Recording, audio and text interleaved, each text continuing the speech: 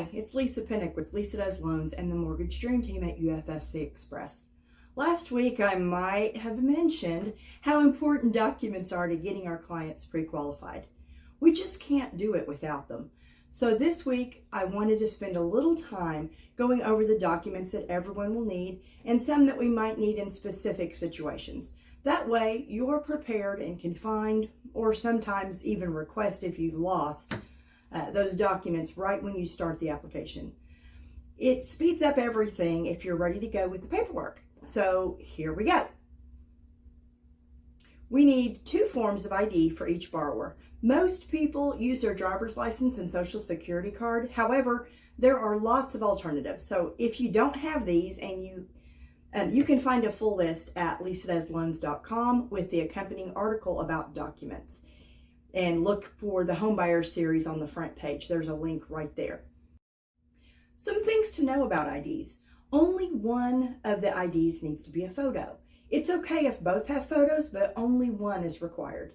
Any ID that has an expiration date, like your driver's license, must not be expired. If you have an expired ID, you either need to go get that taken care of or give us another ID that we can use. Some documents can serve double duty. For example, if you're a Native American, we'll need that CDIB card or a certification letter from your tribe if we go with a loan program like the HUD 184. Use this for your ID as well as for your documentation, 2 for the price of 1. Again, you'll find the full list of acceptable IDs on lisadoesloans.com. I didn't want to go into it in this video or it'd just be way too long. So why do we need these? We want to make sure you are who you say you are. We'll need this, and the title company that closes you will also need the proper ID to identify you. And we match names, spellings, identifying numbers, etc. throughout the loan process behind the scenes. So it's not only identification, but also serving purposes within the loan process. Now let's talk about those documents for income. The documents we need for income are going to depend on the kind of income you receive and the program that we use for your loan. Some loan programs won't need all of these. Some can get by with only 1 pay stub and 1 W-2, or verification instead of W-2. But we're listing all the document types that are the most common and that a large percentage of our borrowers will need. Again, I'll mention we give you your specific list when we reviewed your application. So this is just to get an idea and kind of gather. If you work a regular job as an employee and you get pay stubs each payday, yours is the easiest and most straightforward to document. For you, we need the most recent pay stub for each borrower, and depending on loan type, we may need the most recent 30 days when it's time for underwriting. 2 years of your most recent returns and the W-2s that go with them are going to be needed for most borrowers. Do you get bonuses, commission, or overtime? Your employer needs to verify that it is likely to continue, and I'll need a 2-year average to use this. Speaking of those verifications, we need employer information. I'll need to verify your income information with your employer, so providing an address, phone number, and email if you have it, or any salary key or employer codes for verification services like work number is applicable. Verifications are important, especially if you receive overtime, bonuses, or other variations in your income.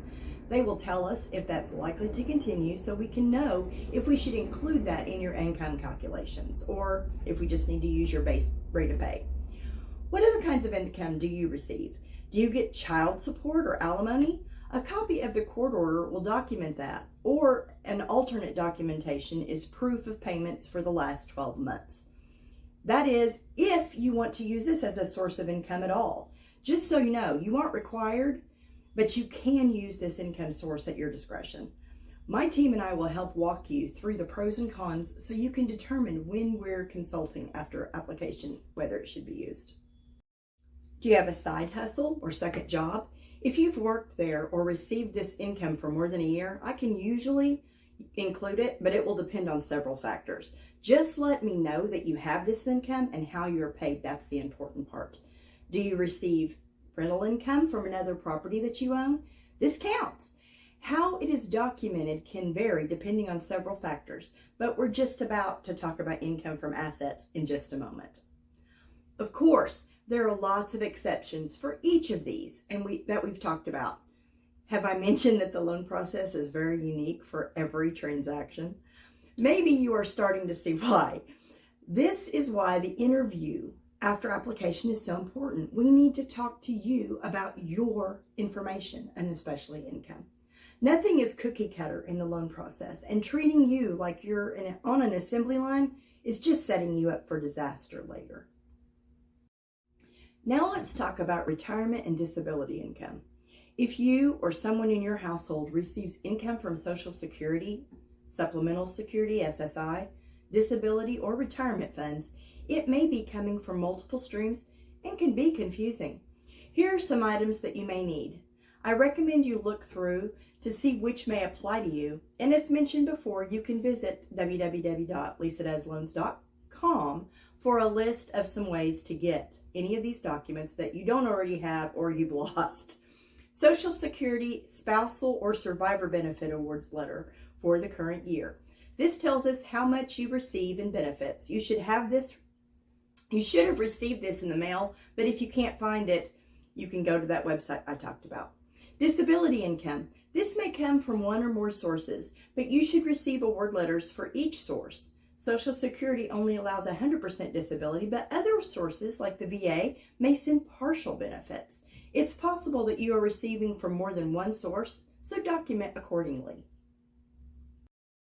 Pension.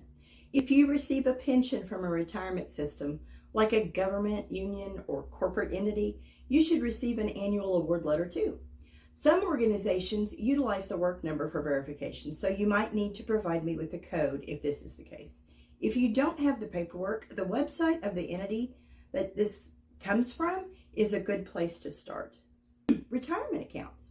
If you draw money from a 401k, Roth IRA, traditional IRA, or another retirement account, we need to see this documentation. We must prove that the payments will continue for at least 3 years, and we need the quarterly statement or 2 months if you receive them monthly.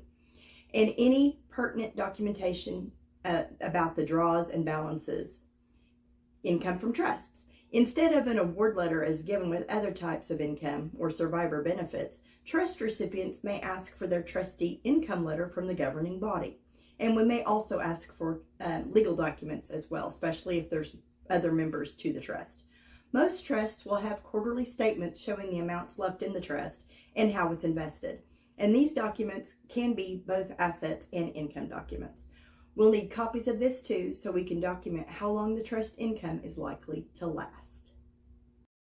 Now let's talk about that income from investments, rental properties, dividends, ownership interest, or any interest income from producing assets. Assets can apply as income as well as an asset. We don't have to prove the 3 years continuation on these kinds of things because you already own them. And we don't have to calculate a percentage because it's not variable like an IRA investment would be. We will ask about this asset both to show reserves, but also potentially as an income source. These cases are more individualized, so let's talk. Annuities can be tricky because it's dependent on how it was set up. Some can vary and have an ending balance, and some will continue for your life, and some even have survivorship benefits too. This paperwork that I need is to show how we can determine if it's just an asset or if it can be used as a source of income too. Again, 3 years continuation is the benchmark. We must prove if it's something that's not outright owned as an asset. Now let's talk about those self-employed borrowers. I'm self-employed. What about those deductions that I took on my taxes? Says every client who is a business owner ever. Self-employment is a complex situation for potential homeowner to be in. Thankfully, I have some programs that may benefit you. For self-employed borrowers, the assets are as important as the income documents because if you are flush with assets, providing your income may not even apply. Let's talk. But in the meantime, gather 2 years tax returns, both personal and business, along with all the schedules. Any associated 1099s and W-2s if your income has both. Year-to-date profit and loss statement. Bring me your assets. More on that coming up, but we want both personal and business accounts. I'll figure out your best option for either the regular income programs or an asset program because you've got options. Here's some more questions that I get related to income. I'm on unemployment. Will that qualify as income? Mostly no. Job gaps can be problematic too. However, once you've had a job for 30 days, come talk to me about the situation and we'll figure out if we can help. There is an exception for seasonal workers. You might still be eligible if you're a contract worker who works 6 months per year and you earn at least $90,000 a year and you get unemployment the rest of the time and you have been doing the job for at least 2 years. If this is you, let's talk. I said that you need 2 years of job history, but if you've been at school, staying home with the kids, taking care of a sick family member, or if you were in school before your current job, we just need to document that with transcripts. Education counts equal to employment for history purposes. Letters of explanation can cover most job gaps, like maternity leave, like sick family. But if you can document 2 years before the gap, that's even better. Another question I get is, I've had a few employers over the last few years. How will that affect me? If you're a W-2 employee, we just need the history. It doesn't really matter how long you stayed at each job, though that gives strength if you've been there longer. And it does vary by loan program. But as long as you've been on your current job at least 30 days and there's no gaps, let's discuss. I only work part-time. Does that count? Is another question. Yes. If you've been in that job for at least 2 years and the position is likely to continue verified by your employer, we can use that all day long. On tax returns. What if you're behind on your taxes? Or what if you aren't required to pay taxes because you're tax exempt? If you don't have to file, that will be documented by the IRS when we get your tax transcripts. And this is done behind the scenes of every loan. Yep, there's lots of steps that we do that you'll never even know about unless there's a problem. So if you're behind or you haven't filed taxes yet for the current year, this is what we need. The most recently used W-2 for last year. Example, let me just do that. If you haven't filed taxes in 22 or 23, we need your tax returns for 21 and 20. We need your extension for 22, but since 23 isn't due yet as of today in March, then we just need that 2023 W-2. If you're late, we need to show that you filed an extension, and we need the current W-2 and the last 2 years in W-2s that match that you did file. Clear as mud? Don't worry, we're going to tell you exactly what you need. Okay, so that covers income, kinda. Remember how I have said over and over how customized the process is to each person? We haven't even touched credit documentation or asset documentation yet because of time. And because this part is usually covered on the second round of documentation anyway, I'm just going to kind of give you the Cliff Notes version. Credit. If you're divorced, receive child support, pay child support, have any kind of legal paperwork like a bankruptcy, foreclosure, we need the paperwork. Divorce decree, custody agreement, bankruptcy discharge statement, you get the idea. For any student loan debt, if you have an IDR, which is an income-driven repayment plan, be sure you send us that so that we can do our magic. We'll cover credit on a deeper level in a few weeks for this series, but for now, these are the most common documents that we need. And again, it can be highly individualized, so it's hard to cover them all. Just if you have legal paperwork, bring it. Finally, let's talk about assets. We covered many kinds of assets that also may count as income earlier. The same documentation applies. If you have any loans on any of your assets, make sure that the terms and repayment schedule also comes with the 2 statements or quarterly statement that you provide, so we can see how it's being paid back. Any real estate you currently own, we need any mortgage paperwork, insurance and property taxes, and if you own several properties, a document from your accountant that they usually prepare with your taxes, that's going to suffice. Any outstanding mortgage statement, so we can update from there. We need specific address and history for each property too. We can get that in the interview unless you have it all written out with any business documents. And the most common asset that everyone has or should, if you don't, we need to talk. Your bank statements, checking and savings accounts specifically. Any asset that is holding money that you're going to use for down payment and closing costs, we need to see those. We need the 2 most recent months by the time we close. I usually ask for the most recent and then just get the second one when it comes out because we need it to source your the money's in the bank. If you don't have the house right now, we're going to need 2 fresh ones anyway, so that's why I usually just ask for 1. But no, we probably are going to need 2. And underwriters are going to be looking for undisclosed or forgotten about liabilities in any large deposits, so watch those. We'll go into assets as its own subject later in the series, but for the documents that you need at the time of application, just make sure you bring us or upload for us the most recent statements with all pages, even if the pages say intentionally left blank or they have an ad on them. If it says 1 of 8, we need 8. If it says there are 12 pages and you send me an 11 because there was an ad on page 10, the underwriter is going to ask where that page is. So please send them all. You might be tired of hearing me say this, but your documents may vary. But we'll have a list for you that's specific to you when we review your application.